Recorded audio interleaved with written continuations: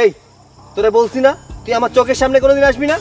যা আমার চোখের সামনে দিয়ে যা। যা ঠিক আছে, আমি চলে যাচ্ছি, কিন্তু তুই একদিন ঠিকই বলবি যে তুই আমাকে ভালোবাসিস। জীবনও বলবো না, বলতেই হবে। সারা জীবন আশা করেই থাক। অবশ্যই ডেটে আসবো। ওই তুই কার লগে কথা কস? আরে ওই যে তোমাকে একটা ছোচা ইঁদুরের কথা বললাম না, ওই ইঁদুরটা আস্তে আস্তে আমার পিছনে আছে, তার সাথেই কথা বলছি। এই ফোন রাখ। সোনা, তোমাকে আমি 2 মিনিট পরে ফোন দেই। তোর ফোন রাখতে কইছি না? কার লগে কথা কস? ওই আমি কার লগে কথা কই না কথা কই এটা কি তোর কাছে কৈফিয়ত দিতে হইব?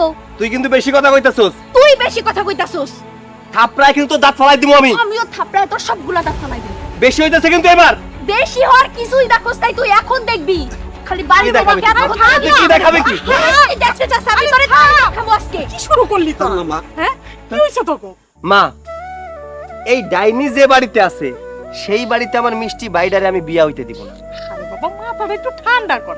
শুনেন বিয়াই সাহেব, ওর কথা আপনারা কিছু মনে করেন না, ওর একটু মাথাটা গরম, ঠিক আছে? আমি ওরে ঠান্ডা করতেছি, আপনারা বিয়ার ব্যবস্থা করেন। আর শুন বাবা, মাথা ঠান্ডা কর। আচ্ছা তুমি যেহেতু কইতাছো মাথা ঠান্ডা করতাছি, তো একখান কথা, তুই আমগো বাড়িতে কোনোদিন যাবি না। আমি তো জানতাম তুমি ইন্টারভিউ দিতে যাবে না, কারণ তোমার তো চাকরি করার ইচ্ছাই নাই। ভাইয়ের হোটেলে বসে বসে খাইলে কি আর চাকরি করতে ইচ্ছা করে? আহা ভাবি, সব সময় তুমি আমাকে ভুল কেন বোঝো বলো তো? আরে আমি ইন্টারভিউ দিতে যাচ্ছিলাম, হঠাৎ রাস্তায় দেখলাম একটা ছেলে আত্মহত্যা করতে যাচ্ছে, ওকে বাঁচাতে গিয়ে দেরি হয়ে গেছে, তাই আর যাইনি। তোমার তো যত বাহানা, রাস্তায় একটা ছেলে আত্মহত্যা করতে গেছে, এখন নতুন কথা বানায় নিয়ে আসছো।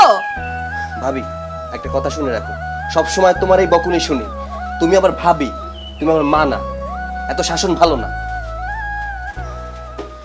তেজ কত আমার উপরে রাগ দেখায় চলে গেল। চাকরি বাকরি করার কোনো খবর নাই, তার আবার তেজ, খালি ঘরে বসে বসে খাওয়া খাওয়া ছাড়া আর কিচ্ছুই বুঝে না।